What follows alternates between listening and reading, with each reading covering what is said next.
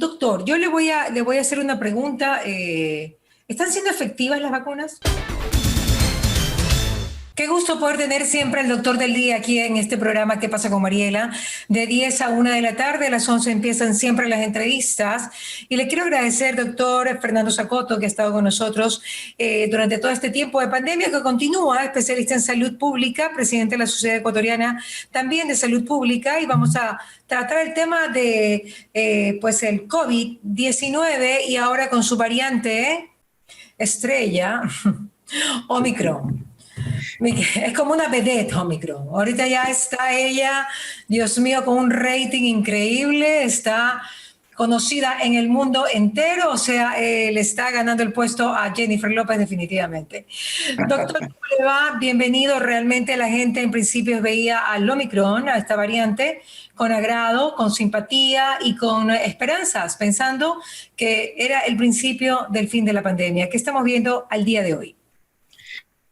Buenas tardes, Mariela, como siempre, muy honrado de estar en su programa.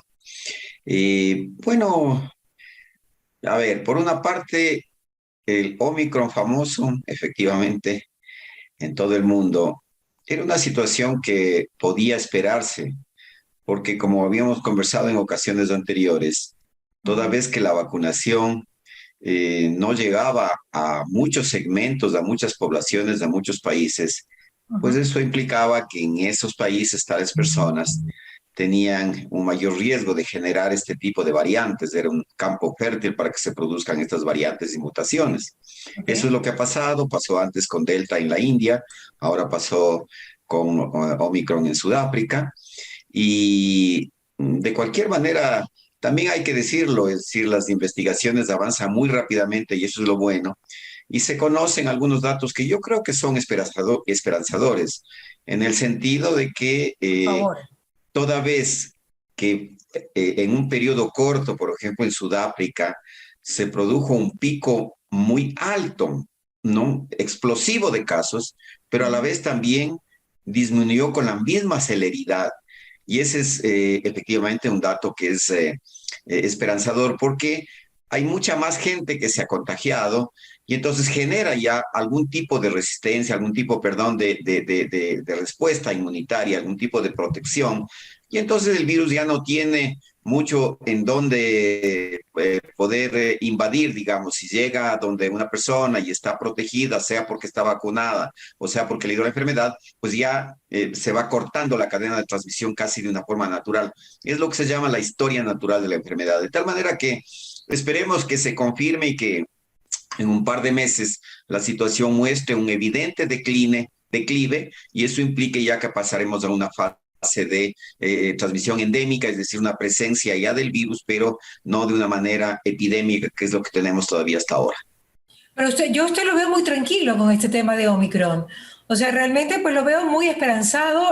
Yo creo que la gente se está ahogando en el mundo entero porque, a ver, seamos sinceros, el tema, la perspectiva de la salud que usted está viendo no es la perspectiva que ve todo el mundo, porque parar de trabajar un mes y medio para el mundo que estamos parados de trabajar prácticamente, significa millones de billones de dólares y realmente nosotros no sabemos si luego, sí, está bien, Omicron nos deje tranquilos, pero después vuelva otra y con más capacidad de ataque. Eso es lo que no se sabe. ¿En qué mundo estamos viviendo, doctor Zacoto?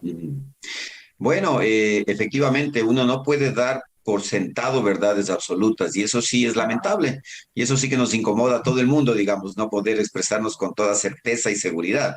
Así es. De todas maneras, siempre efectivamente, y esto se lo ha destacado a nivel mundial desde el inicio prácticamente de la vacunación, la OMS ha hecho llamados, pero así muy clamorosos para que disminuya esta desigualdad sanitaria de acceso a vacunas en el mundo.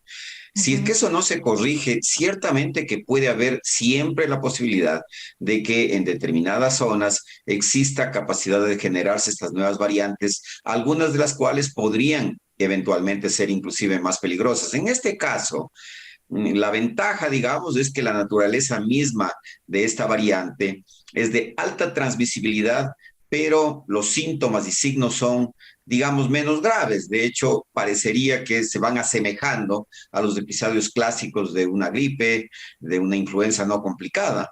Entonces, el problema radica en que, claro, si en un momento dado tenemos muchísima gente que se infecta al mismo tiempo, pues claro, se puede colapsar y demandar los servicios de esas pocos, o sea, porcentualmente, pocas personas que se agravan, pero si usted les relaciona con miles, cientos de miles de personas, por supuesto que eso pone en riesgo la capacidad de respuesta de los sistemas de salud en el mundo. Claro, que ya vendría a ser un verdadero problema, ¿no? Ahora, no se sabe. ¿Qué, doctor? Yo le voy a hacer una pregunta. ¿Están siendo efectivas las vacunas? Ah, absolutamente, pero es que sin ninguna duda, absolutamente sin ninguna duda, porque es fácil ver, usted mira en las curvas, ¿no es cierto?, en donde se ve el avance, en donde usted mira picos altos de casos, pero a la vez picos, o no picos, sino curvas o casi mesetas de muerte muy lejanas de la relación con los casos. De tal manera que no hay duda que eh, los casos graves, las muertes, las hospitalizaciones en cuidados intensivos son más frecuentes en personas no vacunadas, aunque también es verdad que pueden darse en personas que han sido vacunadas, inclusive con tercera dosis.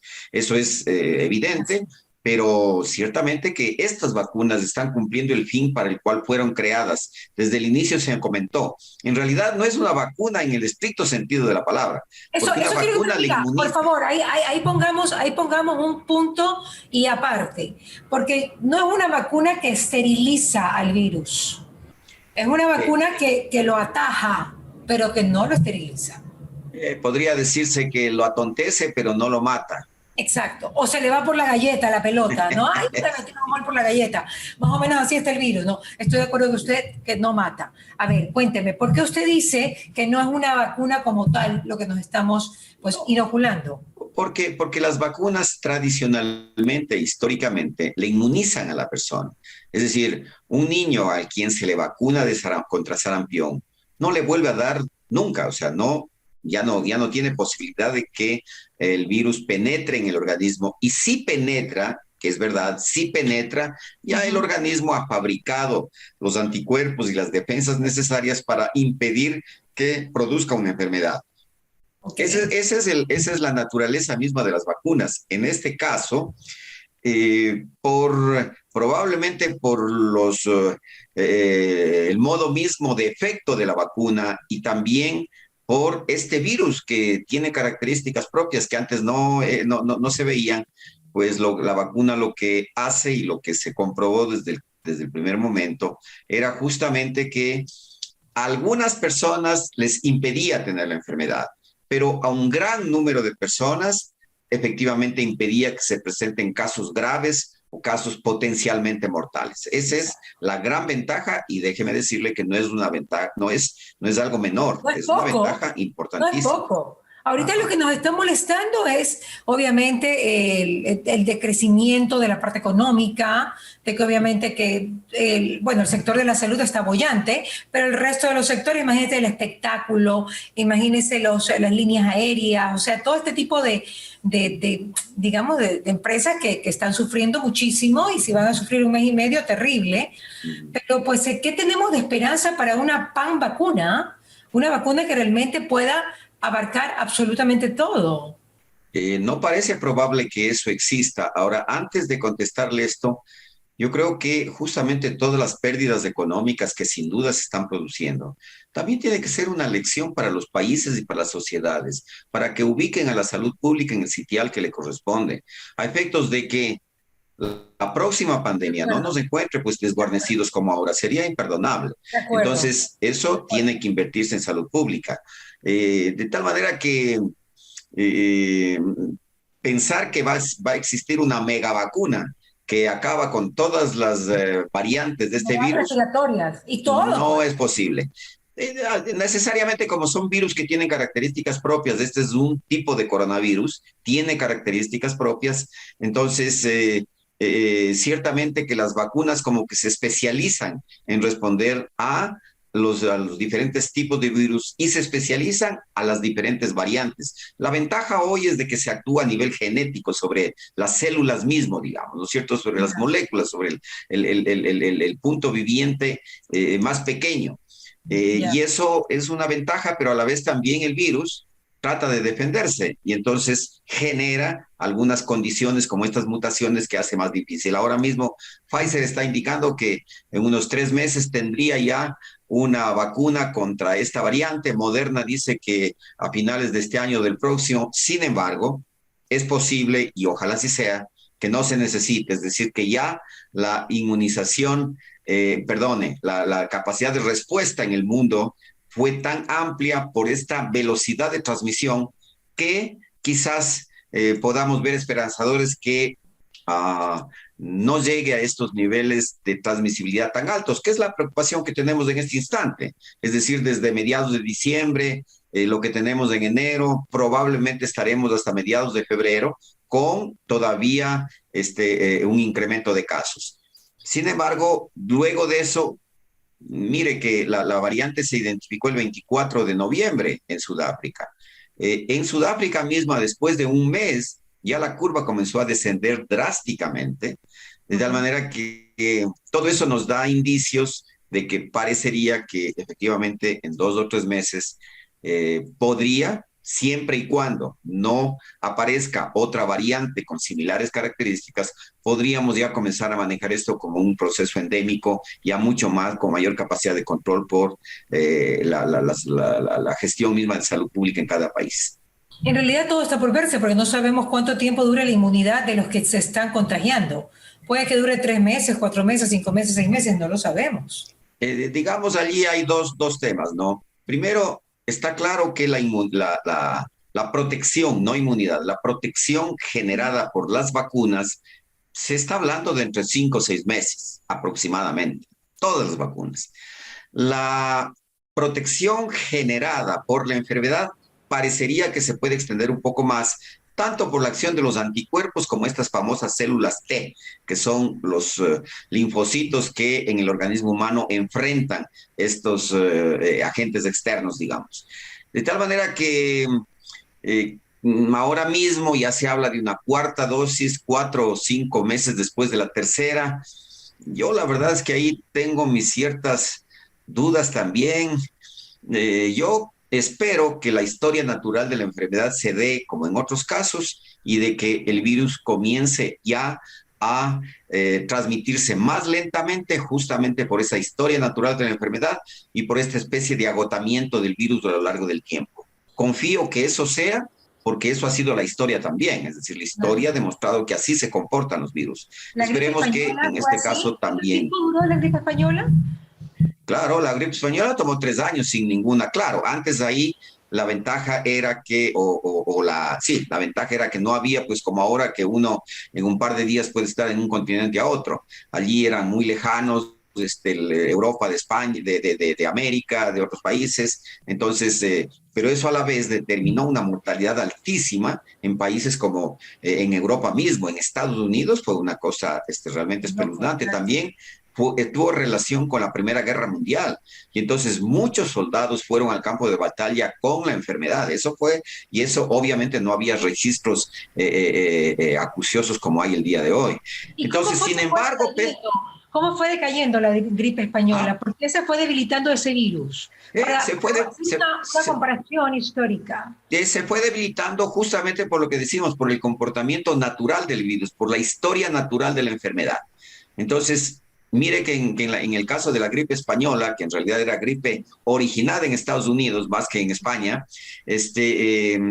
tomó 3 años y a los 3 años decreció, sin las medidas sanitarias que tenemos ahora, sin vacunas que tenemos ahora, de tal manera que si uno hace una analogía, realmente deberíamos de esperar que en este año termine la pandemia y pase a endemia. Deberíamos esperar a que en este año termine la pandemia, ok. Pero nos juega en contra el hecho de que ahora somos globalizados, que en el 930 no estábamos, en 1930 no estábamos globalizados. Y eso sí lo tenemos ahora en contra, ¿no? Efectivamente, pero a la vez también tenemos avances científicos que antes no existían. Ahora, lo que sí es una amenaza, y eso sí, el mundo, los ecuatorianos, las familias, la sociedad tienen que hacerse cargo de ello, es que en la medida que se siga destruyendo la naturaleza, en la medida que se sigan destruyendo los hábitats naturales de estos virus, están las condiciones dadas. Recién leía un reporte, el tema mismo de la existencia de diversas especies de murciélagos que son de los que más frecuentemente se espera que puedan transmitir la enfermedad, ¿no es cierto? Que hoy están confinados en estos animales, pero luego pasan a otros y a su vez pasan a las personas y entonces sí que vamos a tener una fábrica de virus permanentemente sin los cuales, si no atacamos el tema de calentamiento global, de el respeto a la naturaleza, si no respetamos los bosques, si no respetamos esos hábitats naturales, eso sí que es una amenaza que pende sobre nosotros y que fue advertida desde hace tiempo y no hemos hecho caso.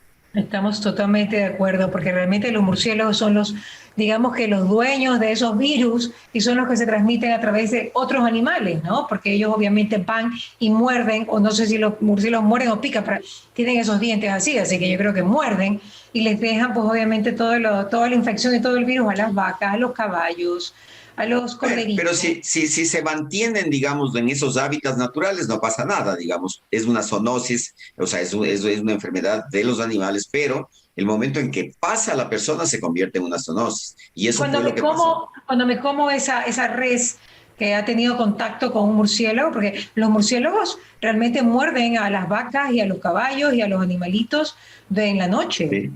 En tanto y en cuanto ese virus, ¿no es cierto?, tenga capacidad ya de sobrevivir, no en ese hábito natural, que es esa cadena de animales, sino en tanto y en cuanto tenga la capacidad infectiva sobre la persona, que es lo que efectivamente ha pasado en realidad en la última década. Es importante no comer carne cruda, señores.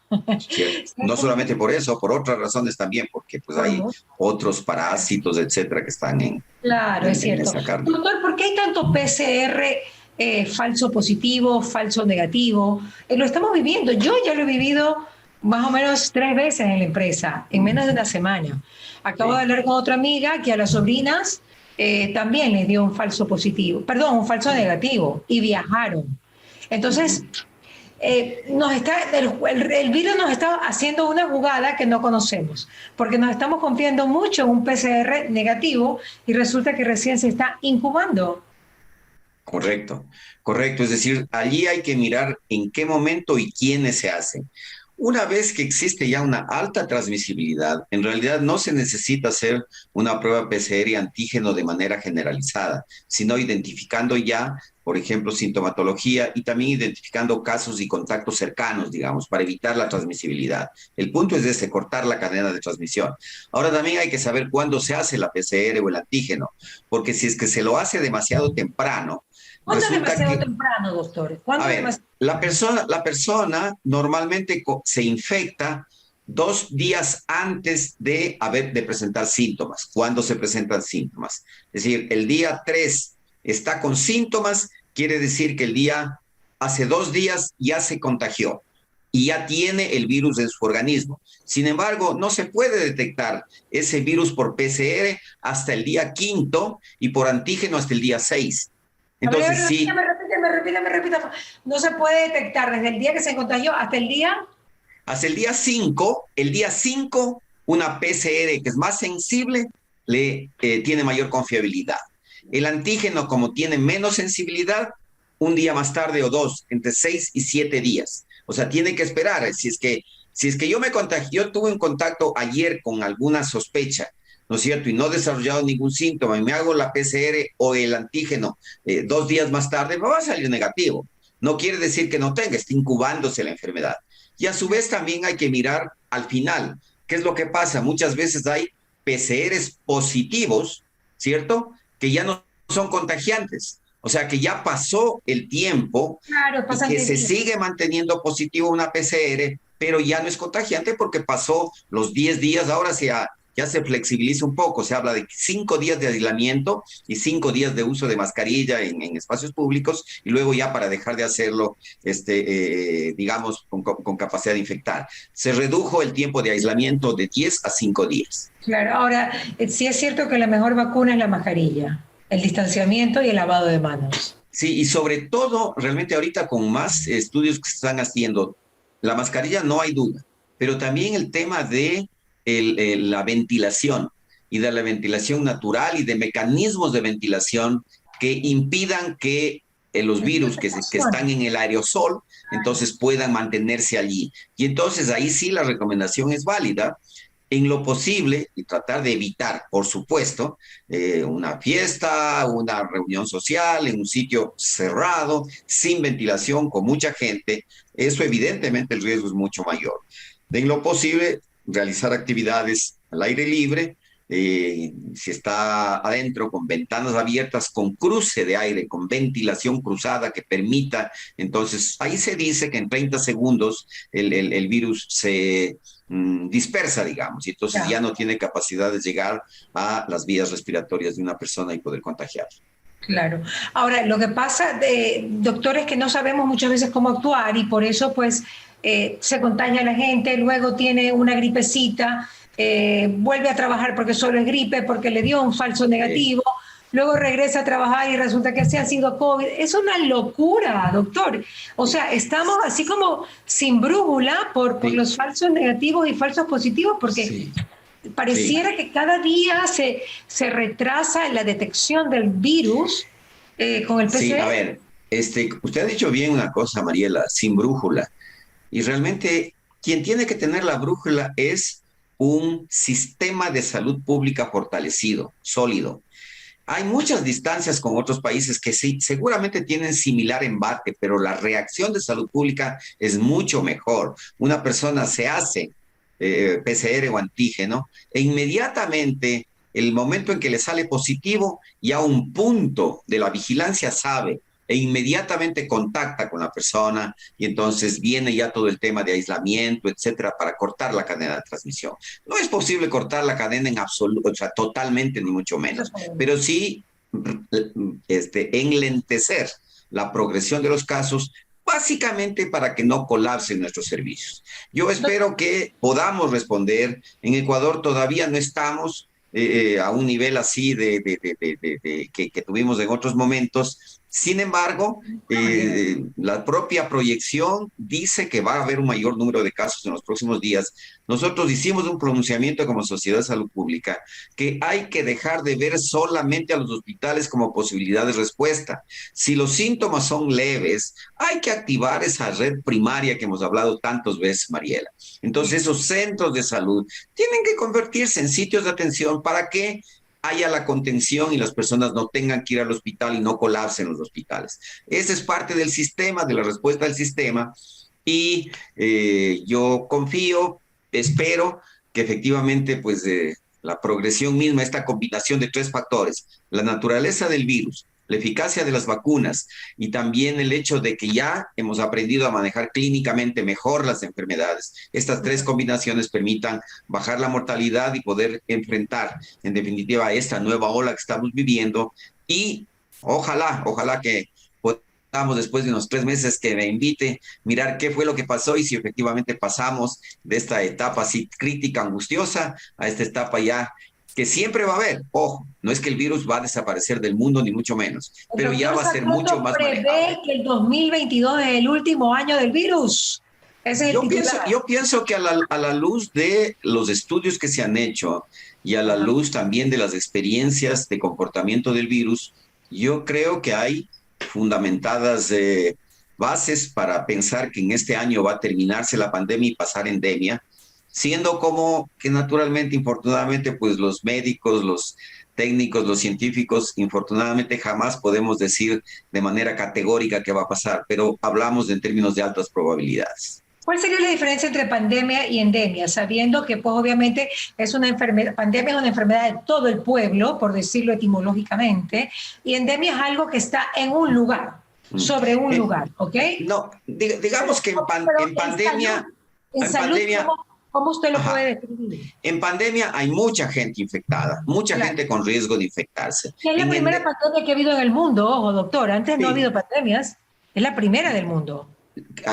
con esta naturaleza, efectivamente, desde, bueno, también hubo otra pandemia con características diferentes que fue la del VIH-Sida en los años 80, ¿no es Podría ser. cierto? Con otras características, pero existió. Ajá. Ahora, en este caso, la endemia quiere decir que se van a presentar casos, pero ya no en ese número que tiene Moviliza el a todo un país. riesgo de hacer colapsar los Que servicios. inmoviliza Ya, a todo un país. Claro, que así inmoviliza es, a todo un o país. sí es. Y ya no va a haber también, es decir, lo que sí creo yo que todas el mundo y las personas debemos de aprender también a manejar esta cultura de prevención de enfermedades respiratorias que creo que es válido y que tiene que quedar.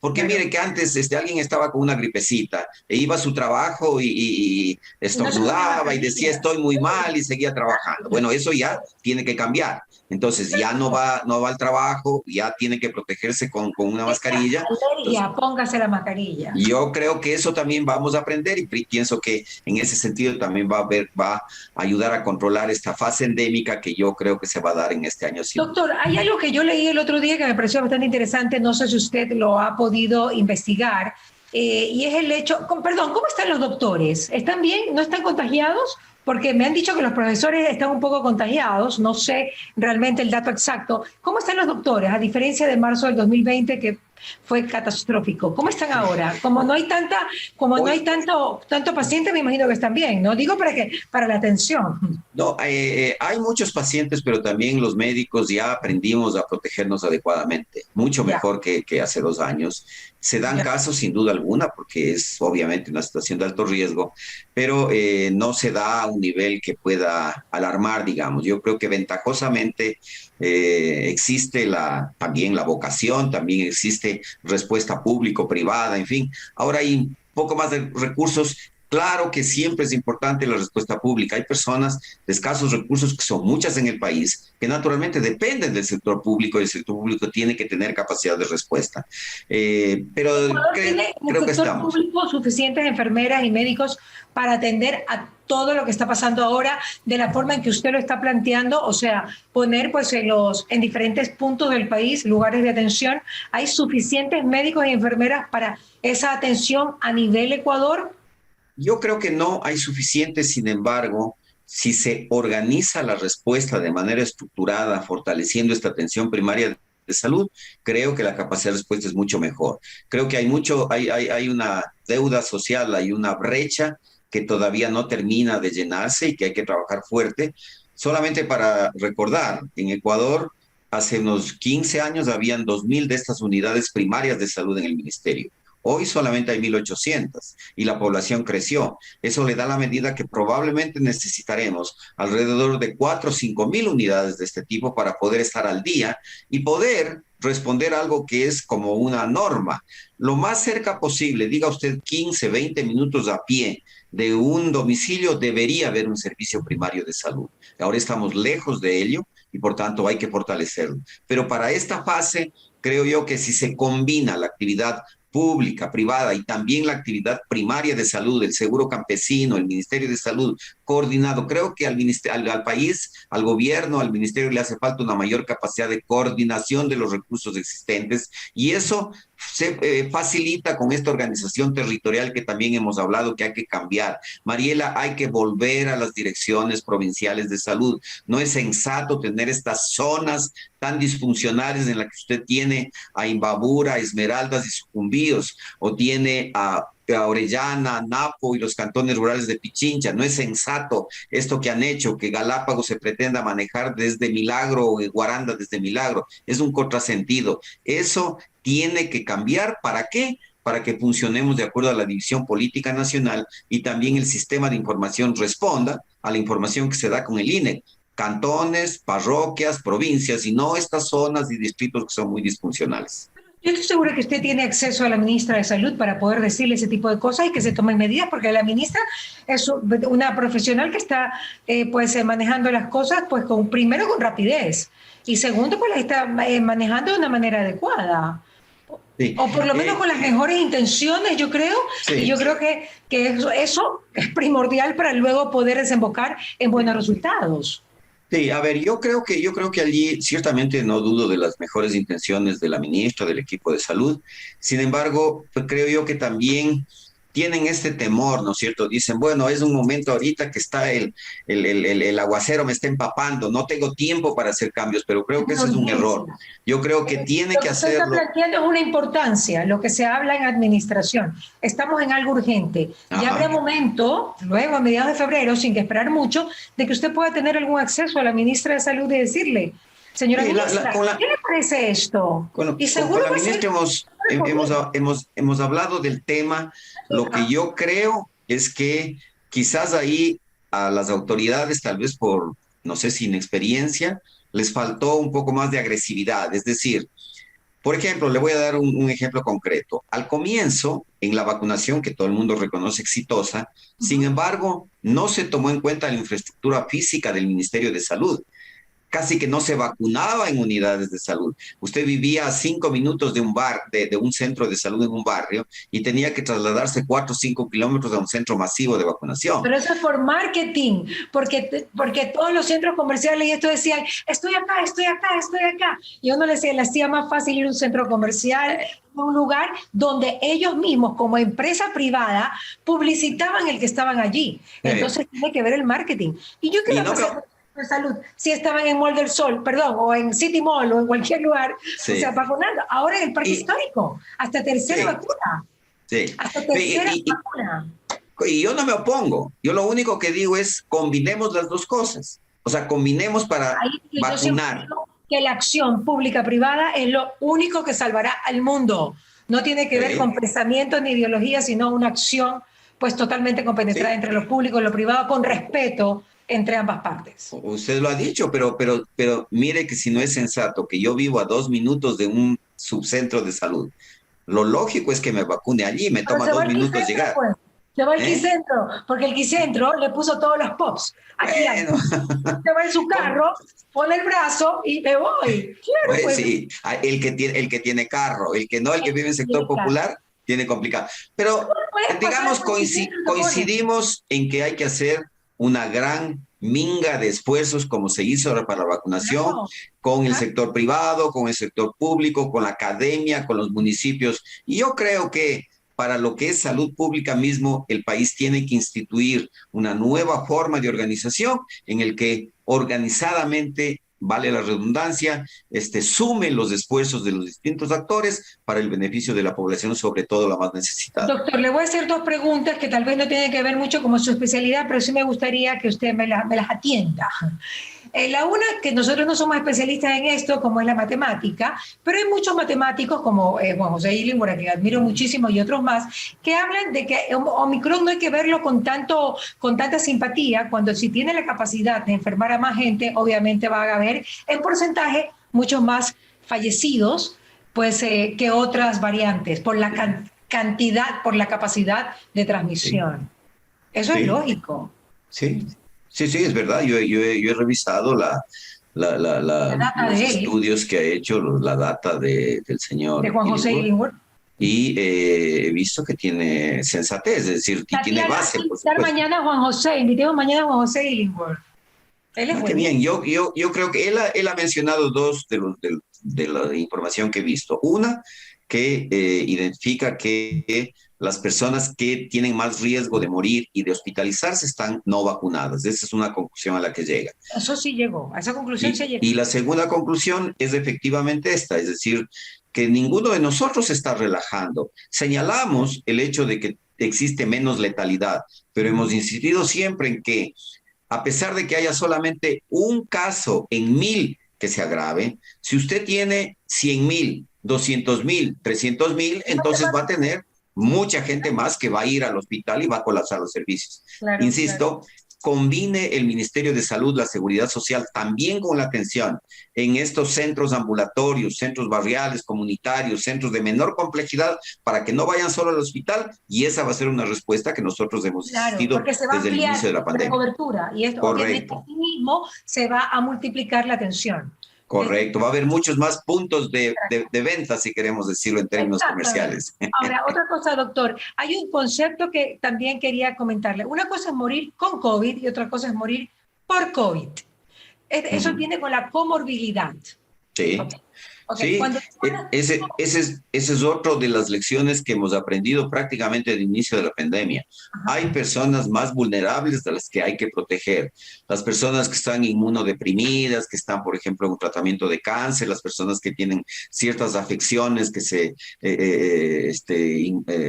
afectan la inmunidad, las personas que tienen hipertensión, diabetes y obesidad, que se ha visto muy claramente cómo tienen una particular menor resistencia frente a la acción del virus. Obviamente tiene que ver. COVID, pero de lo que mueren es de otra enfermedad que realmente la han padecido hace mucho tiempo. Así es, efectivamente, y entonces también resulta que este virus tiene especial letalidad en aquellas personas que tienen enfermedades concurrentes o factores subyacentes. Porque el virus aprovecha la debilidad del organismo.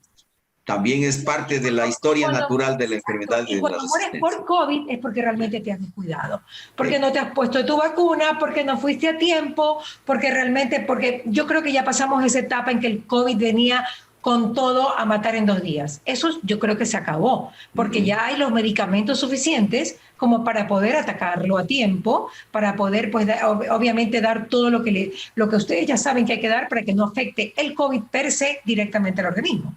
Lo que le pasó al chico de Il Divo, que fue un cantante de 51 años, de edad media, pues obviamente le pasó porque hay todavía la duda de que si estaba o no vacunado. Y la cantidad de virus que él recibió cuando él estaba cantando y en sus eventos masivos, porque nos descuidamos, doctor. Nos descuidamos entre noviembre, octubre, septiembre, todo el mundo salió a correr que todo es pampa. Obvio. Sí.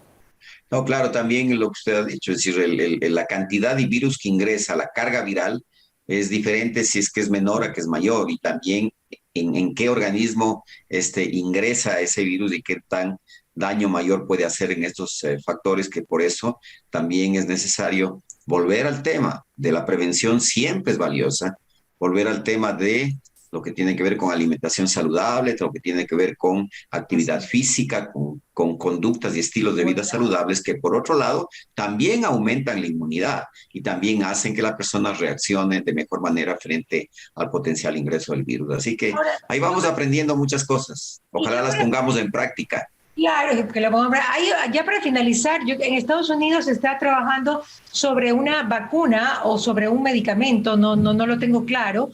Yo creo que los militares en Estados Unidos lo están haciendo, en el Departamento de Salud, donde están trabajando sobre los linfocitos T, que son unos linfocitos que nunca le hemos parado bola. Digamos, esos son un poco más difícil, o sea, es más fácil detectar la respuesta de anticuerpos, porque uno puede medir con las inmunoglobulinas a destacar el grado de actividad que tienen los linfocitos T, o estas células T en los linfocitos. Pero no hay duda que los dos son unos factores coadyuvantes para la defensa del organismo. Pero supuestamente eso sería una gran solución para realmente poder matar al virus. Bueno, sí, sobre todo para... Más que para matar, para que los organismos estén mejor preparados y cuando ingrese ya no generen los problemas que todavía siguen generando.